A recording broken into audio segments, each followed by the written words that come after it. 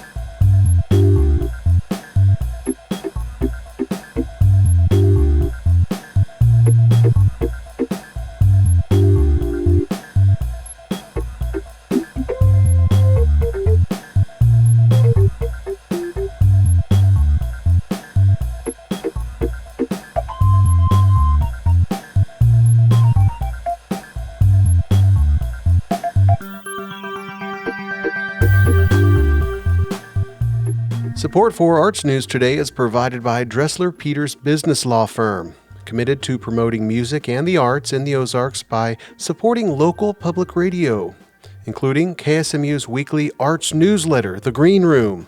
Information at DresslerPeters.com. And support is also provided by Pickwick Underground Framing, offering custom picture framing and installation. Open weekdays 10 to 5:30 and Saturdays by appointment at 611 South Pickwick Avenue.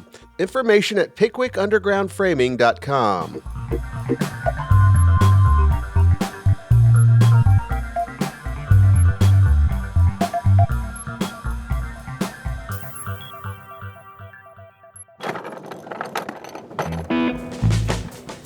Check. Early in the day before a concert venue opens and the stage lights begin to twinkle, a band and crew loads in the back doors. The stacking of sound equipment, running of cables, and the tuning of instruments is almost ritualistic for veteran performers and can be like chaos for the novice. As the clock ticks and showtime approaches, it's reminiscent of throwing a party in high school. A nervous excitement builds. Will people show up? Will they have a good time? Is the band prepared? Fueled by several cups of coffee and a shared passion for music, the show begins. 2, 3, 4.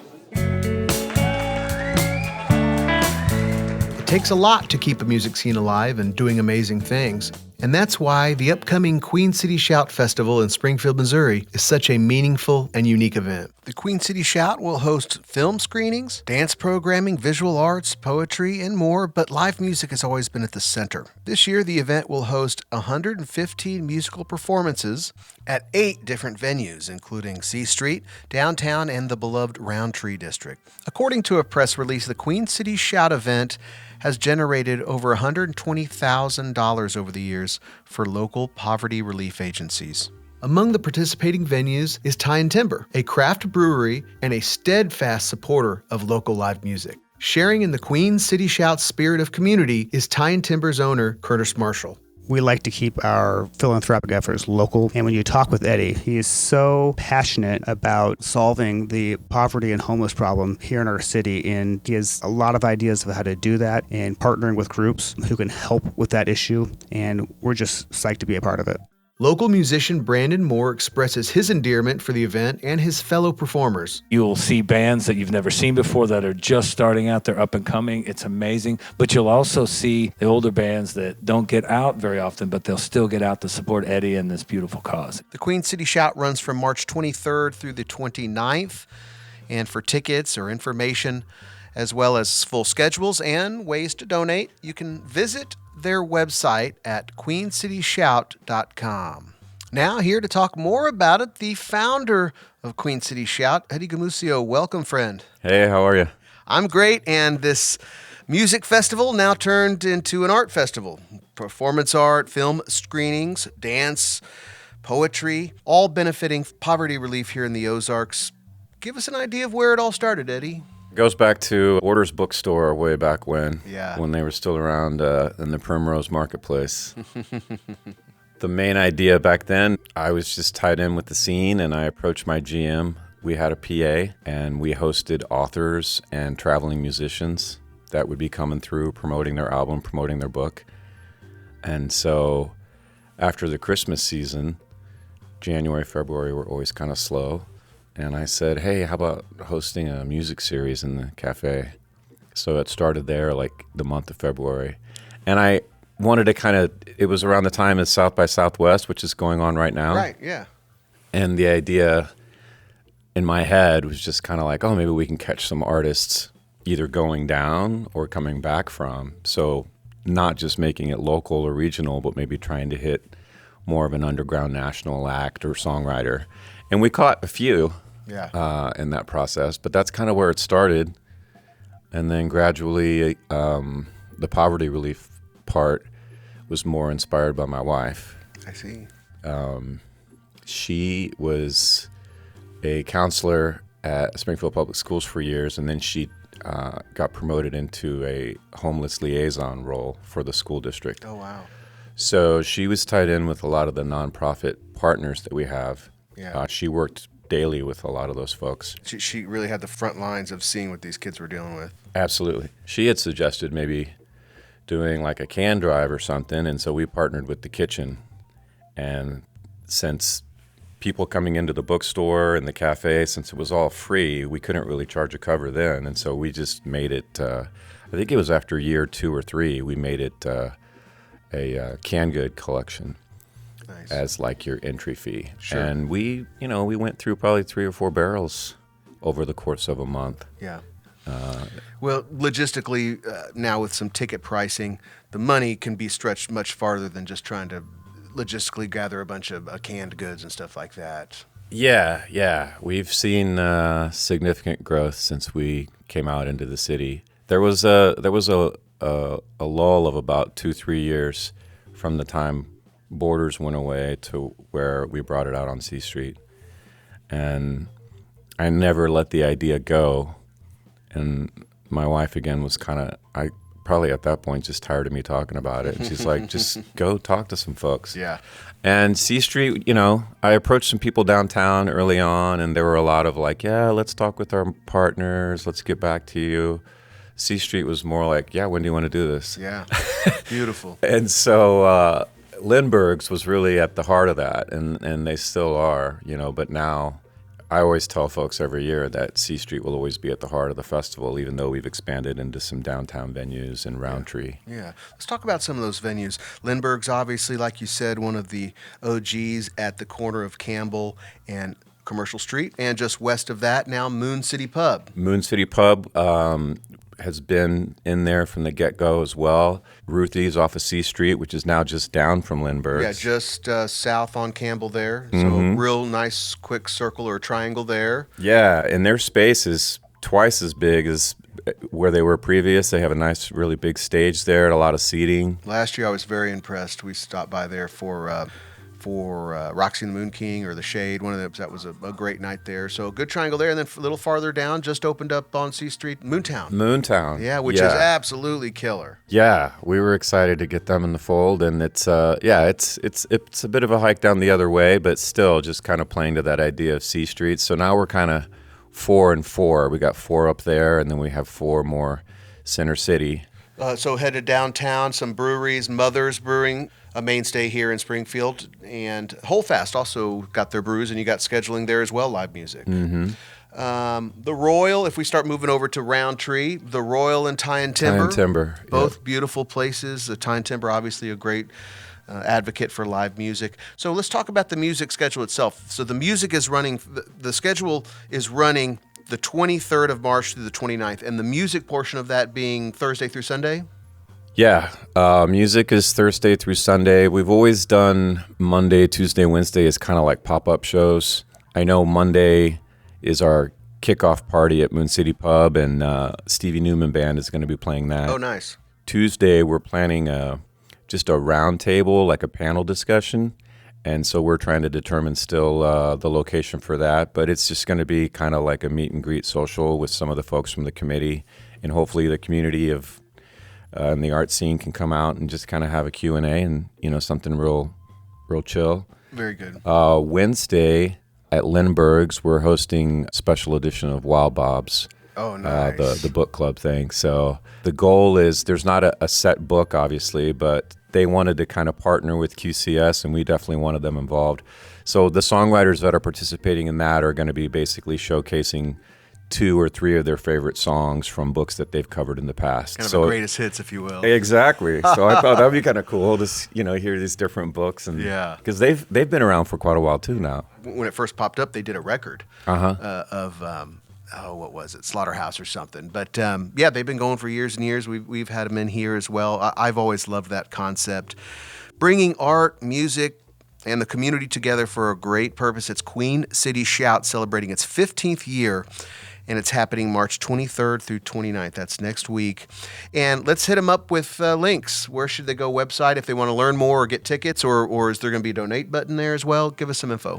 There's both. QueenCityShout.com. Yeah. So you can go there to get your tickets. There's also a link to GoFundMe. So we always tie in a fundraiser along with the ticket sales. Yeah. And we're already up and running. This last Saturday, we had the opening reception for the art down at Obelisk Gallery. And so that'll be running for the next 2 weeks, and we'll have a silent auction on the 28th. So the silent auction, all the paintings that are on display at Obelisk currently, folks can go down and have a look, and then they'll be doing a silent auction with that. We're also super excited to be partnering with Alamo Drafthouse this year. We're having our films down there on the 28th and the 29th, Saturday the 28th and 29th. But as you mentioned, everything's on the website there as far as the film schedule, the live art. We'll be doing live art again with the musicians. And one more time on the website? QueenCityShout.com. QueenCityShout.com. And I assume on the socials as well, people can do the Facebook thing or any others? Yeah, it's a Queen City Shout Festival to get to the page, and we've got an event running as well, so... Very good, yeah. And the schedule's out, all the times, all the venues are there. People can see exactly who and where and plan it out. That's part of the fun of Queen City Shout. People can kind of look at the roster and say, let's get here, then we'll jump over there, maybe grab a bite to eat, then we'll head over there. It's just a lot of fun. And it's all for a good cause. We're talking about poverty relief here in the Ozarks. A single day ticket is $20. For the entire week, it's $30. And folks, if you can't make it, there's ways to donate on all these links with the websites, the social. There's all information there that you need. And let's talk about some of the benefactors here. Some of the folks that you work with when you raise this money. Who takes this money and makes it go as far as possible? Who's been some of the partners or this year's partners? So we've had some long-standing partners: Community Partnership of the Ozarks, Isabel's House, Harmony House, The Kitchen, OCAC. And they used to be Great Circle, but now it's KVC, Missouri. All but one of those have been partnering with us since we rolled this thing out many moons ago down on C Street. So I think that goes back to 2017, something like that. When it comes to music, there's lots of folks you may hear about at Queen City Shout. Folks like Ivy King or Lyle Strickland, the Shandies, Hometown Tourists, Drifter's Mile, but a lot of folks that don't play a lot. So this is a chance to see some favorites here in town, but also discover a lot of new music. So as folks are looking through the schedule, don't hesitate to hit the Google button and say, well, who's this? Who's that? Shea Peter? Lilac Cruz? Take a listen to their music. Discover some cats. That's what this is all about. Find out what you like. Engage in the community. Engage in art. And be part of the Queen City Shout as they celebrate 15 years. More information at queencityshout.com. Eddie Gamusio, thank you so much for all that you do and for continuing this event and being a part of the community. We appreciate it. And here at KSMU, too, every Wednesday night beneath the service, 10 p.m. Thanks for having me. I'm Jimmy Ray. You're listening to KSMU. Let's hear a tune from one of the Queen City Shout performers. Here's Coyote Bait with Small Decisions, right here on Arts News, KSMU.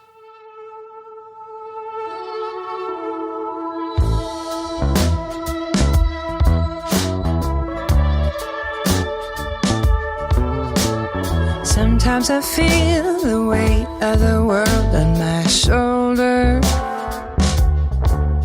All 13 septillion. It's all so much, it starts to overwhelm me.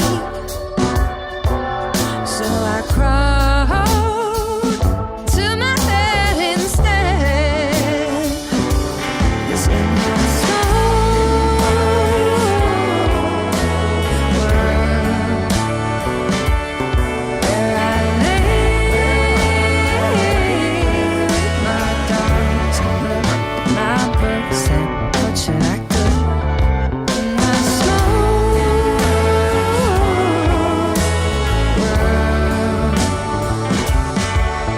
making small decisions. Everyone's winning, making small decisions. Everyone's winning, small decisions. Everyone's winning. Trapped in a maze designed to occupy my motives, while my soul navigates how to tear down the lies. I see a way out, but it just ends me. Some of these hedges I just have to climb to my small world,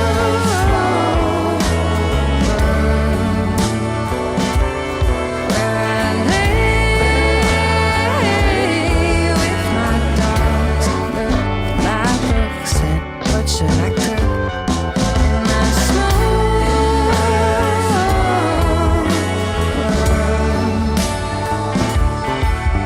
making small decisions so everyone's winning. Small decisions so everyone's winning. Small decisions so everyone's winning.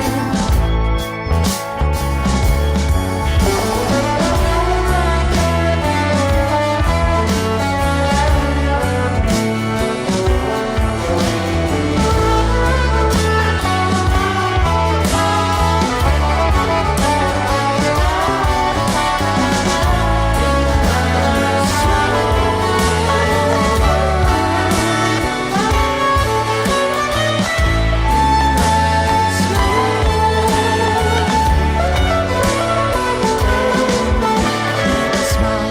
decisions, everyone's winning. Small decisions, everyone's winning. Small decisions, everyone's winning. I'm Jimmy Ray. You're listening to Arts News here on KSMU. That was the band Coyote Bait and their song Small Decisions. They'll be at the Queen City Shout next week. Check out queencityshout.com for schedule and tickets, as well as ways to donate. I'll be playing more music from bands that will be there later in the show. Stick around. And the Ozarks Lyric Opera is back at it with The Sound of Music. Rodgers and Hammerstein's beloved musical will be at the Gilloys April 17th and 19th. We'll have more on that in the coming weeks, but a reminder of something we brought to you last week. Internationally acclaimed tenor and Springfield native Michael Spires will take the stage at the Metropolitan Opera this season in a new production of Wagner's Tristan und Isolde. The appearance marks another milestone for Spires' global career and highlights the continued connection between world-class opera and the Ozarks. The production is already drawing major attention in New York and is expected to approach a rare sellout run. On March 21st, audiences across the country will be able to experience the performance through the Metropolitan Opera's Live in HD Cinema broadcast series. In addition to his international engagements, Spires serves as the artistic director of Ozarks Lyric Opera in Springfield. After his Metropolitan Opera performances, he is scheduled to return to Missouri to appear in the company's upcoming production of The Sound of Music, set for April 17th and 19th. The performances reflect Spires' ongoing commitment to bringing high-level operatic experiences to regional audiences. More information about Ozarks Lyric Opera and its upcoming season can be found at ozarkslyric.org. Details about the Metropolitan Opera production and the live in HD broadcast are available through the Met's official website at metopera.org. And here's a number with Michael Spires singing Wagner. It's Arts News.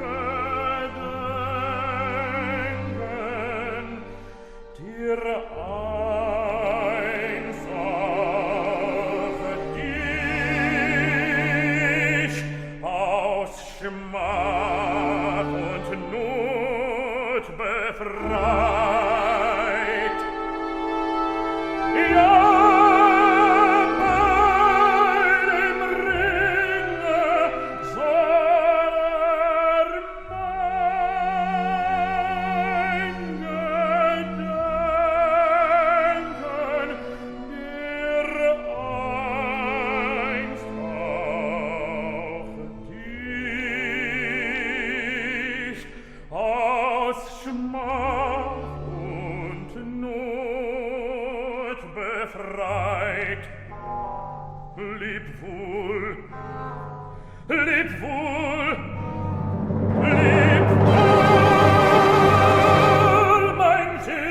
frisches Wein, tritt wohl mir till der Groll, wenn ich noch bleib.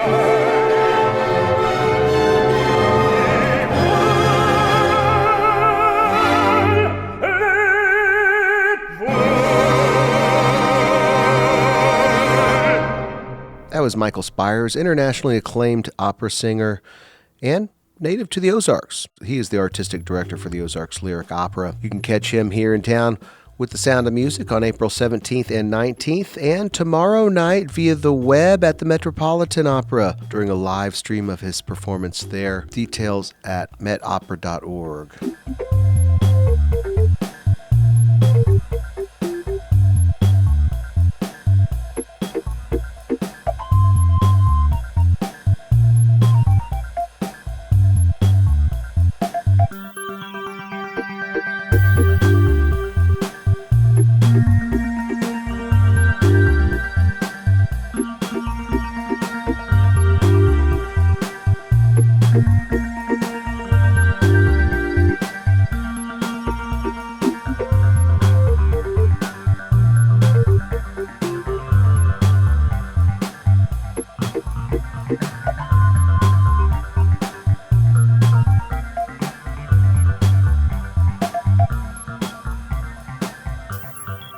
I'm Jimmy Ray. You're listening to Arts News. We're going to continue to showcase some of the bands that are performing at the Queen City Shout next week, March 23rd through the 29th. Over 115 different musical acts, along with poetry, visual arts, dance, film, and more. Information at queencityshout.com. Here's the Shandies with their tune Intertwined, here on Arts News, KSMU.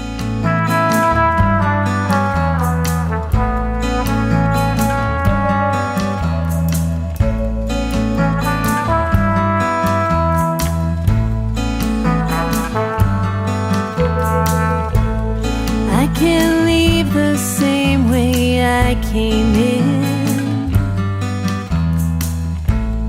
You don't have to get back up again.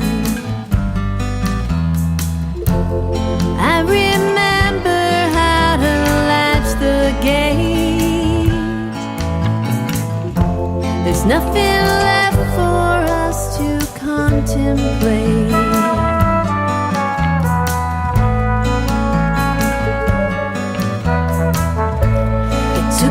Time to fall in love with you. It wasn't something that I planned to do.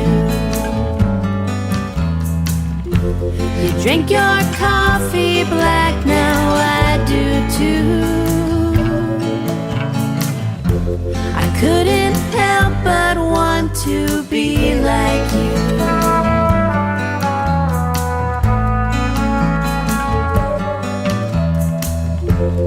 Thought I could carry all the weight. I thought I was enough to motivate. I thought that I could help you leave it behind. But now I see things clearly. This has nothing to do with me. You then and now are intertwined.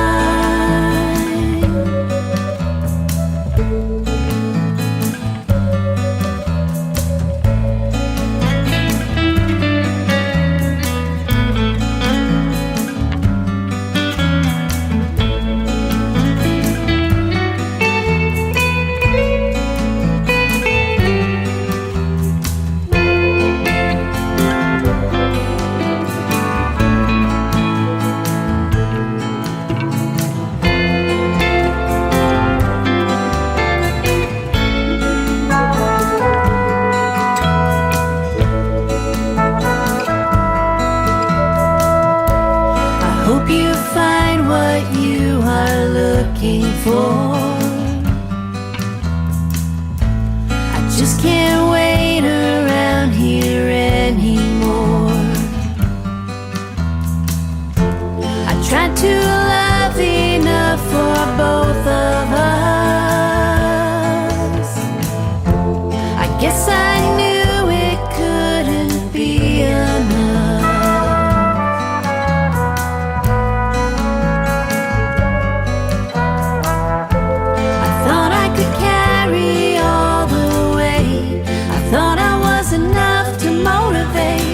I thought that I could help you leave it behind,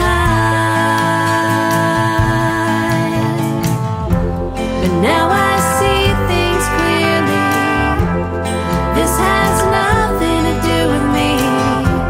You then and now are intertwined.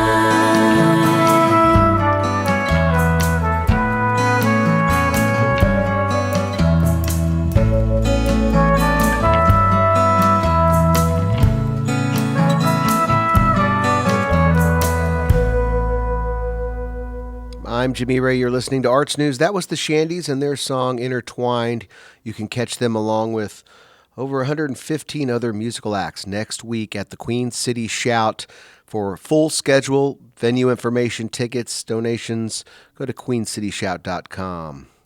And now, coming up next, more theater in Springfield. Devising Original Theater Springfield. It's the Playwrights Playground Festival coming up April 10th and 11th. Here to talk more about it, the executive director at DOTS, Dr. Gretchen Teague, and the director of Outreach, Kristen Farr. Welcome, friends. Hey there. Hello. So, the Playwrights Playground Festival. I'm intrigued. What exactly is this?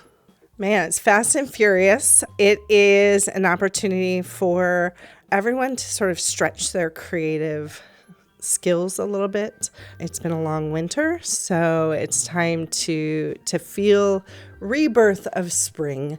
And we're asking for people to put together a team, kind of like Sado 48. You put together a team, and then the time between 6 p.m. on Friday night and 7 p.m. on Saturday, you've written and rehearsed and created a full 10-minute, 15-minute piece. Okay. And then you perform it on Saturday night in front of an audience. Oh, so a very sporadic, you're given a prompt or something? Yeah. So we let Bryant Turnage be in charge of prompts. So Bryant is our playwright and our dramaturg for DOTS, and boy, does he come up with some wacky things.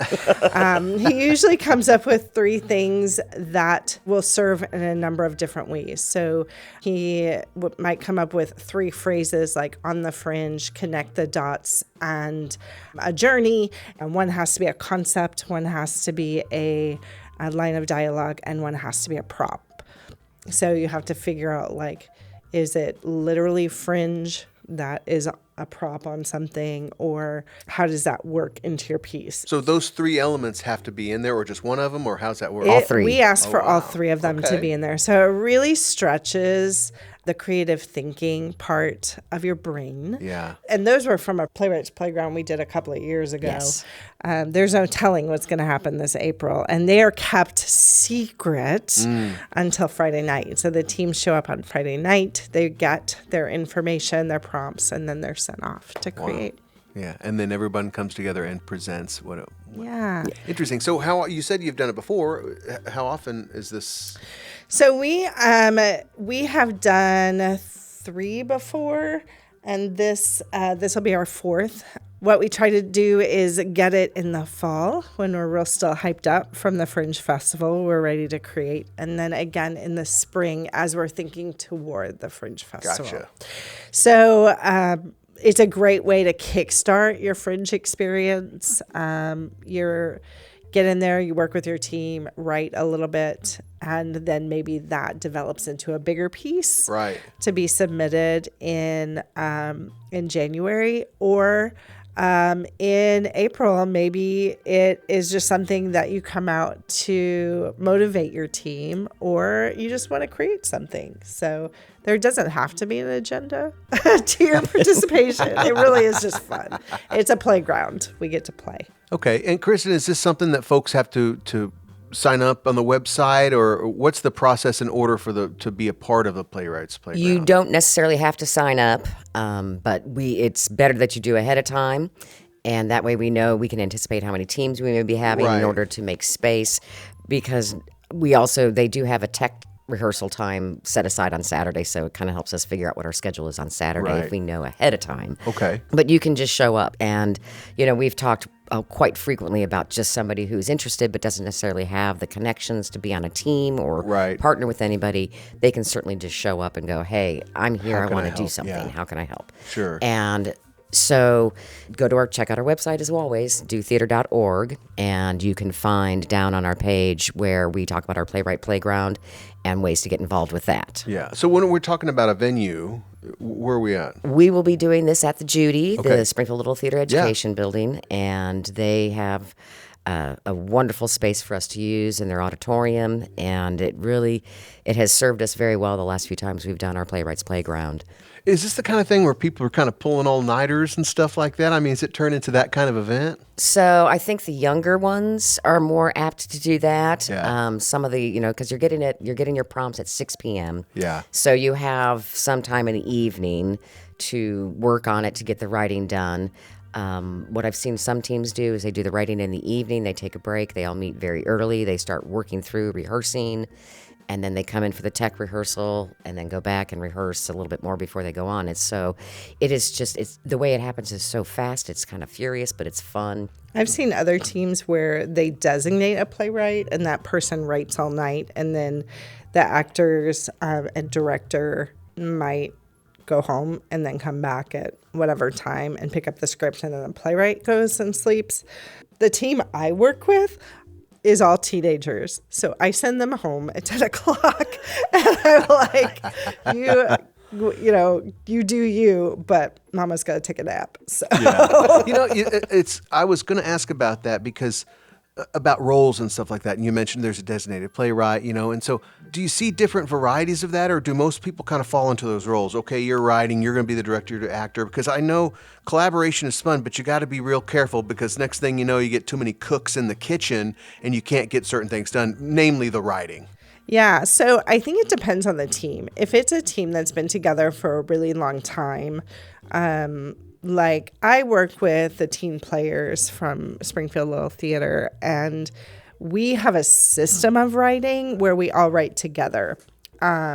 We tend to break the script into pieces. Like we'll come up with the outline together, and then these two are going to go write this section, and then we put it back together, and then we figure out like transitions or, oh wait, maybe you gave that information earlier, we have to adjust that here.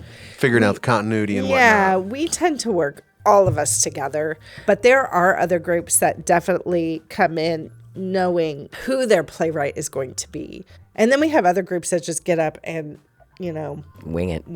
Improvisational elements and stuff. Yeah. And there's lots of ways to approach it. I've seen shows that don't have any text at all. It's just physical movement. I've seen shows that they have recorded voiceovers. So they don't have to memorize anything. We had a musical. We did have a musical.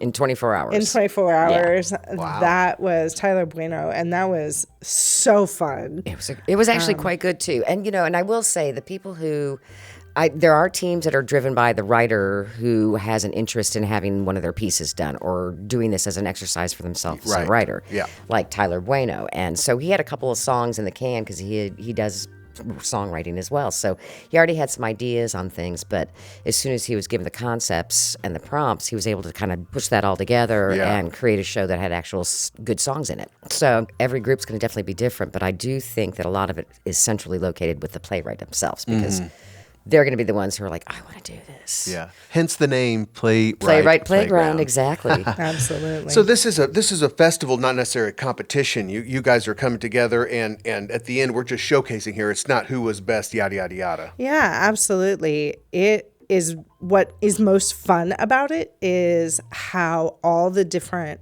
groups approach the exact same prompt. Yeah. And we never see a similar concept and we've been doing this for several years now. We've never had a similar concept from multiple groups. They've all come up with something completely different. And that's what makes it so fun and so much just like a playground of ideas that are all coming together. Well, I've always been interested in this type of concept, this kind of sporadic and spontaneous prompting, because so many times creatives can get hung up and in their own head. Is it good? Is it right? And this, the kind of, you've only got 24 hours, 48 hours to make this happen. So there's not a lot of time for doubt. No, You know what I mean? definitely have to go on instinct and like your first idea is the best idea. Yeah. And you're right. It takes people out of their head and it gets themselves out of the way, because you can't have any of that in between you and a piece of work when you have to crunch it down. So it does make it a little more exciting and a lot more fun and a lot more freeing. So we are talking about the Playwrights Playground Festival happening April 10th and 11th. And this is happening through DOTS, Devising Original Theater Springfield, an excellent new company here in town that's been doing all sorts of great work. Executive Director Dr. Gretchen Teague is here with me. Director of Outreach and founding member Kristen Farr here with me today talking about the Playwrights Playground. And this festival is something that folks are going to be able to attend as well on the last night, the performance when everybody shows their pieces. So you can find information on that at the website, dotheater.org. And you can sign up for this as well, this event, if you want to be a part of a creative team. Maybe you have an idea yourself, or you have a group of people. Now, I hear you talking, I work with this team or I work with that team. So there definitely seems to be some groups of folks that kind of continuously engage in these types of things. But there's room for folks who want, newbies who want to come in, who've never done it before. Maybe you have a group, maybe you don't. It's a great community to kind of be a part of, get in touch with. And the Fringe Festival, obviously, there's Dice and Dragons and lots of other opportunities through DOTS. dotheater.org. Let's talk just briefly, Kristen, about your history in theater. Where did your love for this come from, and some of your early days, and how did you end up here? Well, definitely in my early days, I had a bit of the flair for the dramatic, like to play the dress up and do all of the spins and dancing and all that fun stuff as a kid, but I never really started wanting to actually do it until I started getting into junior high, and they started doing the plays in school, and never quite figured out how to get the process done when I was in like middle school. And then in high school I started doing speech and debate competitions, and that kind of helped foster my love a little bit more and helped me work a little bit more on me personally. And then I came down to Missouri State University and was very blessed with an excellent education in the theater department there. Where did you come down from? St. Louis. Okay, gotcha. So I'm from St. Louis. Once I started working within that department and learning more and experimenting more with my skills and abilities, I got out of school and I started getting involved in community theater. I did my first show here in the community in 1995. I'm actually continuing till this day. I'm currently in rehearsal for a production, the Laramie Project over at High Tide right now, which was, interestingly enough, was devised as an original piece of theater by a group called the Tectonic Theater Project. And so that's kind of fun and exciting to be and have an opportunity to do an originally devised piece that's one of the most produced plays in this country. So that's what the other cool part about getting involved in this kind of thing is it helps build something for future. But so I love the performance aspect of it. I love the community of it. I love the family of it. And just it keeps you coming back every time. You work, I worked full time, and then you go to rehearsal in the evenings, and it's just this crazy chaos schedule. And as soon as you're done, you're just exhausted, but you're ready to go again. Yeah. It's just a wonderful feeling. How about you, Dr. T? You've made such an impact on the community here, but where did it all start for you? So very similarly, Kristen and I have a very similar path. I am from St. Louis and came down here to Missouri State.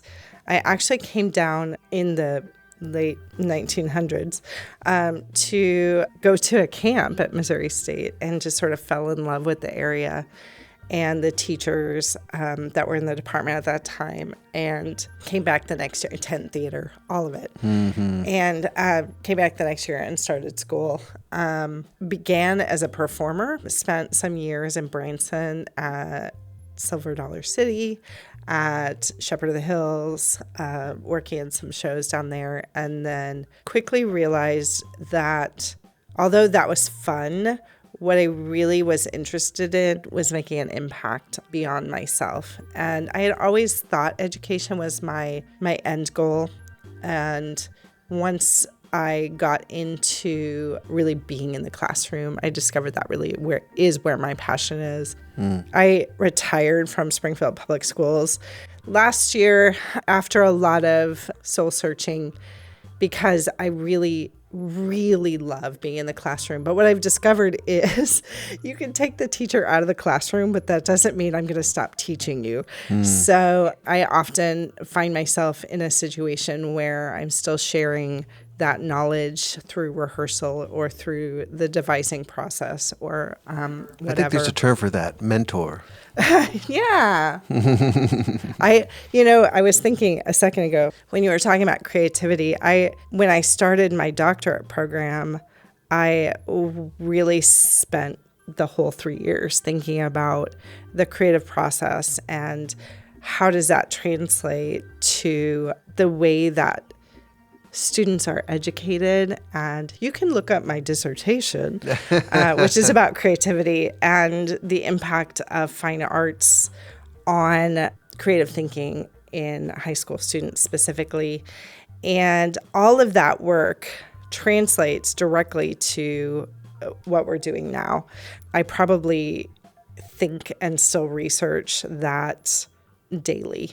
Like how are creative constraints really driving our innovative thinking? So, yeah. And then I ended up in Springfield, and I got married and had children, and I love it here. Yeah. So, Well, we appreciate all the work that y'all are doing, and the impact on the arts with youth, I think, is so important now more than ever, giving kids something to grab onto that's not a screen, that's not social media, giving them an identity, giving them something to be a part of community-wise is so important in this day and age. And it continues through your adult life. I'm a part of a music community here, and it's just so important, and I'm grateful to be part of community. I know you guys understand that as well.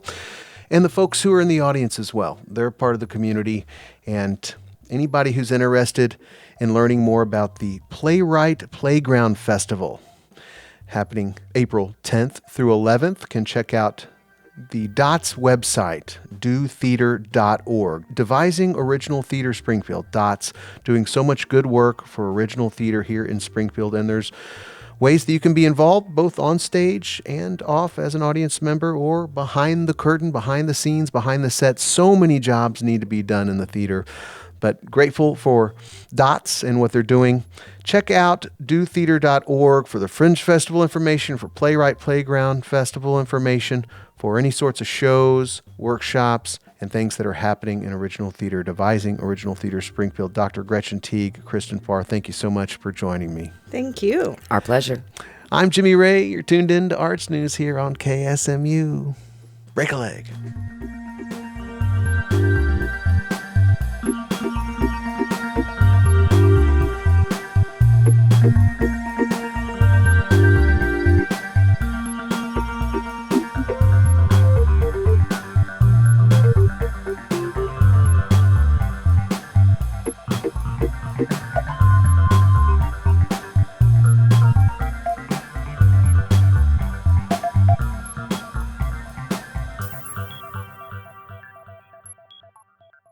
Does the little one in your life have a big imagination?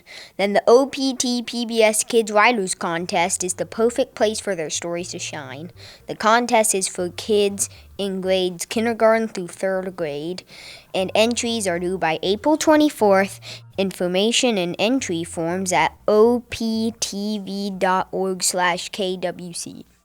Thank you, Archie, for that reminder. And I'll let you know that support for Arts News is provided by the Moxie Cinema, currently presenting Kai Malaga, Kakuho, A Private Life, and The Driller Killer. Showtimes and ticket information at moxiecinema.com.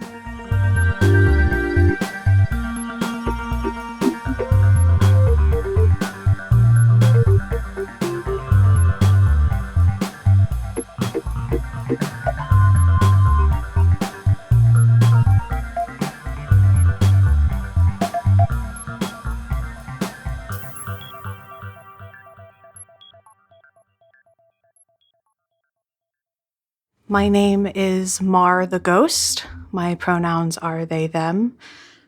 This one is based off of a comic I saw on social media it's a 2-panel comic, and it was of an anglerfish at the beach at sunset, and it said something along the lines of how beautiful I never would have known.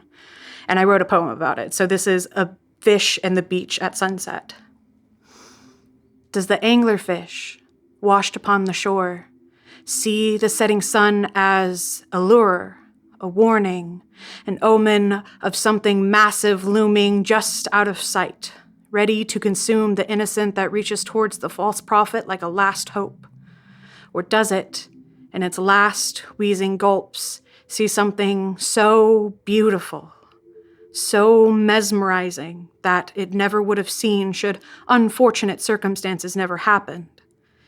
Does it consider the sun a god? Would it even know what a god is to revere it? Do I know what a god is enough to call it home, call it unconditional love, call it a warm embrace? Or is it the omen waiting upon the shore? Bioluminescence blinking out as its life does, crept too close to a different temptation, not realizing that it would be its death, a fatal arrogance, coming too close to the sun and for once becomes hunted by whatever hoists the lure into the sky. Maybe Icarus just wanted to be held by Helios. Maybe the anglerfish wanted to know what it felt like to be caught in a trap similar to its own. Maybe it just wanted a closer look at the sun. Whatever the reason, it is gone now. The warning dipped over the horizon, giving way to the darkness of moonless night, like the monster from the depths who gave its last breath for a sight no one back home would believe, and, in a way, finds comfort upon those dark shores that ultimately reminds them of home.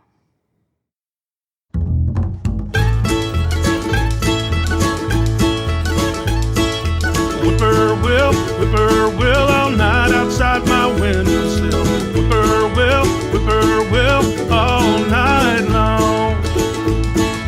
I got a problem, I can't sleep. This whippoorwill's been here for weeks. It sings all night and it sleeps all day.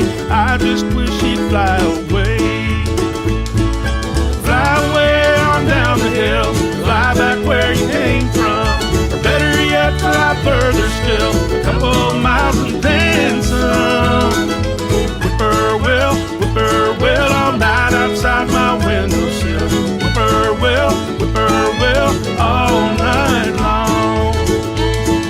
Started about a month ago, way down the hill, real soft and low. Each night he crept up that hill till he was at my windowsill. Grabbed my shotgun off the rack and opened up the door a crack. Let both barrels fly, but then started in to sing again. Fly away on down the hill, fly back where you came from. Or better yet, fly further still, a couple miles and then some. Whippoorwill, all night outside my windowsill. Whippoorwill, all night long.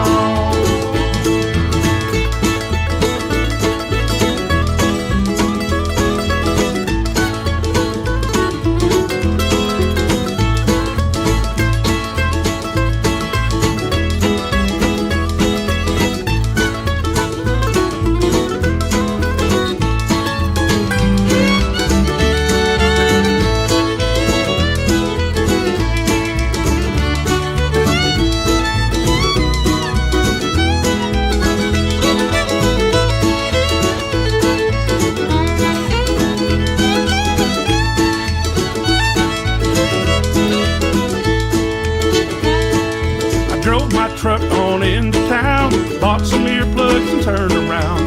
Now I sleep the whole night long, cause I can't hear that nightbird song. He sang whippoorwill, all night outside my windowsill. Whippoorwill, all night long. Whippoorwill, all night outside my windowsill. Whippoorwill, all night long. All night long, all night long, all night long, all night long, all night long,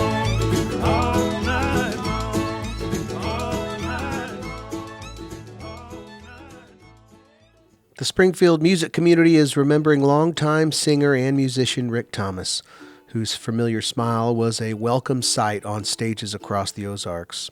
Rick was best known for his work with the Ozarkian musical mainstay Big Smith, a trailblazing family band made up of a wide circle of brothers and cousins. The group rose to prominence in the late 1990s and was still performing as recently as last month at the Cabin Fever Variety Music Show in Branson. Their early records became regional staples, featuring songs like Trash, 12-inch 3-speed Oscillating Fan, Backwater, and Dirty Old James, among many, many others. Songs that marked an era of dance, fellowship, and joy for so many. Over the years, audiences could also catch Rick performing with other groups like the Jarflies, or just sitting in with friends on a variety of stringed instruments, or singing harmony. More recently, he joined fellow Big Smith alumni in forming Little Jones, keeping that signature sound alive in breweries, listening rooms, and festivals throughout the region. Tributes from fellow musicians, friends, and fans quickly spread across the community as news of his passing came to light. Rick was a beloved spirit who touched many lives through both his music and his kindness. Rick passed away earlier this month at age 59. On a personal note, Rick's jovial chuckle always warmed my heart whenever our paths crossed. Last fall, he joined the Hillbenders on stage to sing a little bit of harmony. The power of his voice and a natural showmanship were unmistakably his own. It is a quality that every performer hopes to find. He is a part of the rich musical tapestry that defines the Ozarks, and his legacy will endure in the music and the memories. So we close today's show with a tune Rick wrote and sang from Big Smith's 2011 album Kin. Here is I Thought It Was Over. Thank you, Rick. Rest easy, brother.